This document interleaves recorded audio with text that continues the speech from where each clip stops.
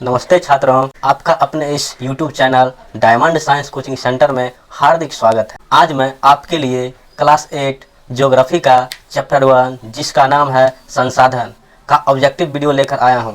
चलिए अब हम शुरू करते हैं।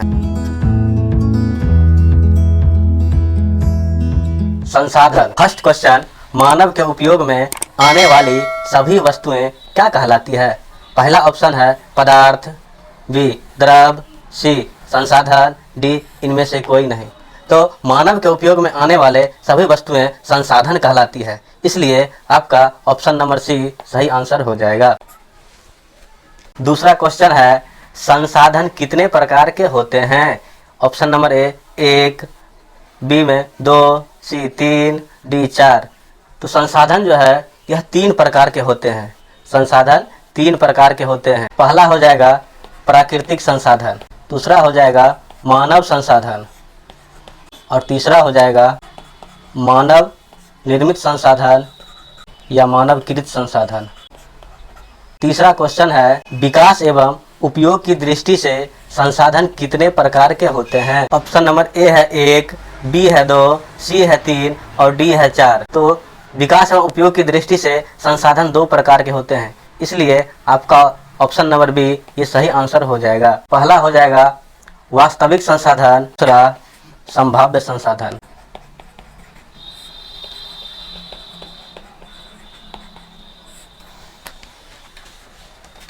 चौथा क्वेश्चन है, उत्पत्ति के आधार पर संसाधन कितने प्रकार के होते हैं? ऑप्शन नंबर ए है 4, बी है 3, सी है 2 और डी है 1। तो उत्पत्ति के आधार पर संसाधन 2 प्रकार के होते हैं, जैव संसाधन और अजैव संसाधन, इसलिए आपका ऑप्शन नंबर सी 2 सही हो जाएगा। 5वां क्वेश्चन है, स्वामित्व के आधार पर संसाधन कितने प्रकार के होते हैं? ऑप्शन नंबर ए है 1, बी है 2, सी है 3 और डी है 4। तो स्वामित्व के आधार पर संसाधन 3 प्रकार के होते हैं। पहला निजी संसाधन,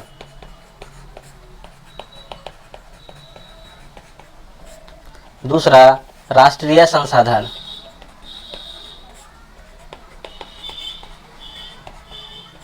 और तीसरा अंतर्राष्ट्रीय संसाधन।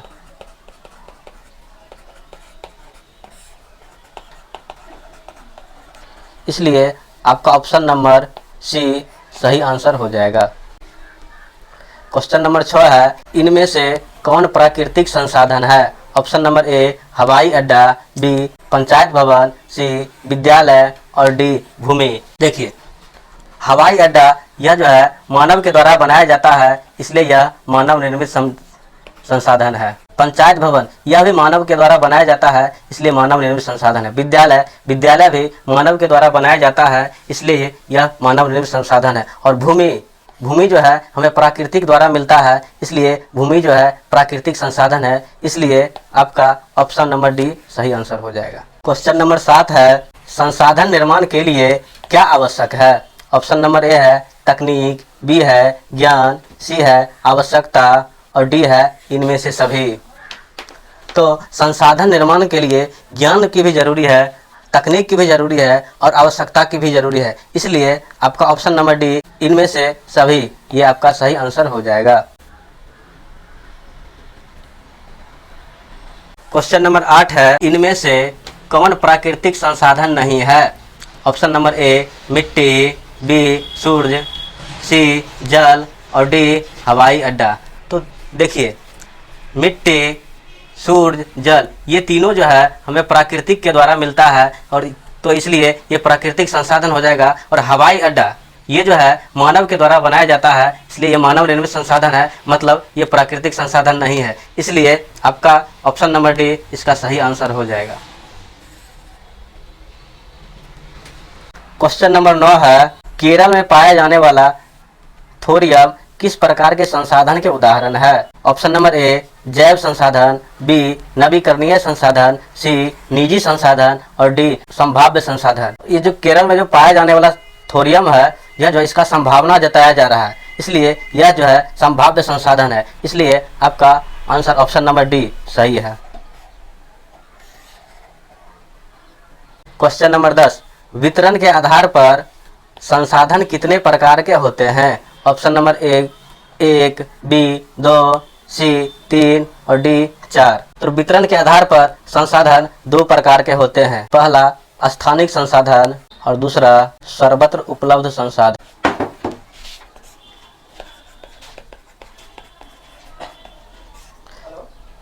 इसलिए आपका आंसर ऑप्शन नंबर बी हो जाएगा। क्वेश्चन नंबर 11 है, उपलब्धता के आधार पर संसाधन कितने प्रकार के होते हैं? तो उपलब्धता के आधार पर संसाधन दो प्रकार के होते हैं। पहला नवीकरणीय संसाधन, दूसरा अनवीकरणीय संसाधन। इसलिए ऑप्शन नंबर बी आपका सही आंसर हो जाएगा। क्वेश्चन नंबर 12 है, इनमें से कौन नवीकरणीय संसाधन है? Option number A petroleum, B कोयला, सी लोहा और डी सूरज की किरणें। तो इसमें जो है पेट्रोलियम, कोयला और लोहा ये तीनों जो है अनवीकरणीय संसाधन है, क्योंकि यह जो है भविष्य में समाप्त हो जाएंगे। लेकिन सूर्य की किरणें हैं, यह कभी समाप्त होने वाले नहीं हैं। इसलिए आपका सही आंसर ऑप्शन नंबर डी हो जाएगा, सूर्य की किरणें। अगला क्वेश्चन नंबर 13 है, इनमें से कौन नवीकरणीय संसाधन नहीं है? ऑप्शन नंबर ए हवा, बी वन, सी अभ्रक, डी जल। देखिए हवा ये जो है भविष्य में कभी समाप्त नहीं हो सकता है, मतलब ये नवीकरणीय संसाधन है। वन, इसको भी अगर हम बचा के रखते हैं ये समाप्त नहीं होता है, यह भी नवीकरणीय संसाधन, इसको हम पुनः प्राप्त कर सकते हैं। जल ये भी नवीकरणीय संसाधन है। और अभ्रक जो है इसकी मात्रा जो है ज्ञात है, लेकिन यह समाप्त होने वाला संसाधन है, इसलिए यह जो है नवीकरणीय संसाधन नहीं है। इसलिए आपका आंसर ऑप्शन नंबर सी अभ्रक सही आंसर है।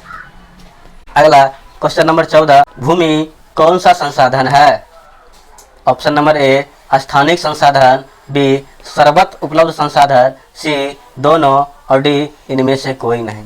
भूमि जो है यह सभी जगह पाया जाता है, इसलिए यह हम कह सकते हैं कि भूमि जो सर्वत्र उपलब्ध संसाधन है। इसलिए आपका आंसर ऑप्शन नंबर बी सही आंसर है।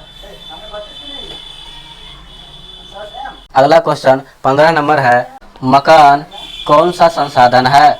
ऑप्शन नंबर ए प्राकृतिक संसाधन, बी मानव संसाधन, सी मानव निर्मित संसाधन और डी इनमें से कोई नहीं। देखिए मकान जो है, मकान को मानव बनाते हैं, इसलिए मकान जो है मानव निर्मित संसाधन है। इसलिए ऑप्शन नंबर सी आपका सही आंसर हो जाएगा।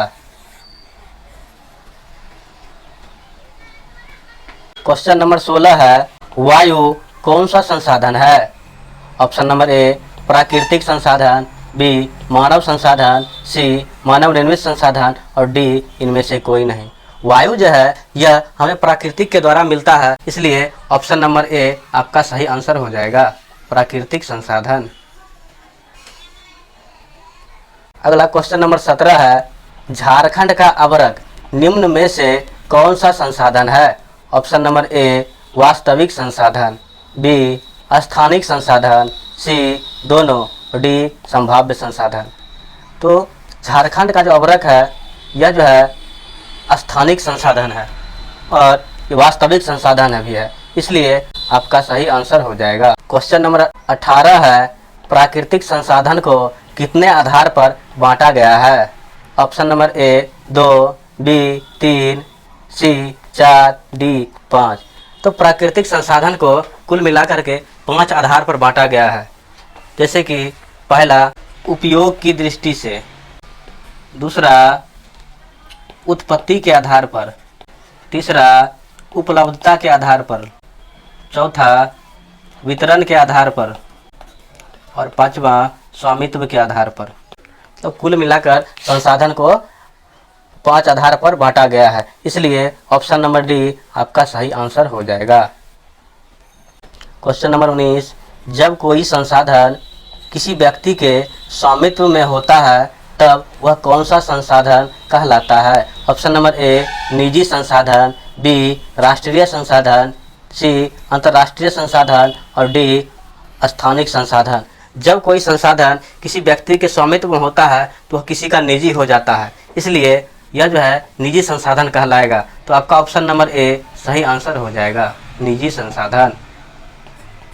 क्वेश्चन नंबर 20, किसी राष्ट्र के अंदर पाए जाने वाले संसाधन क्या कहलाते हैं? ऑप्शन नंबर ए निजी संसाधन, बी अंतर्राष्ट्रीय संसाधन, सी राष्ट्रीय संसाधन, डी प्राकृतिक संसाधन।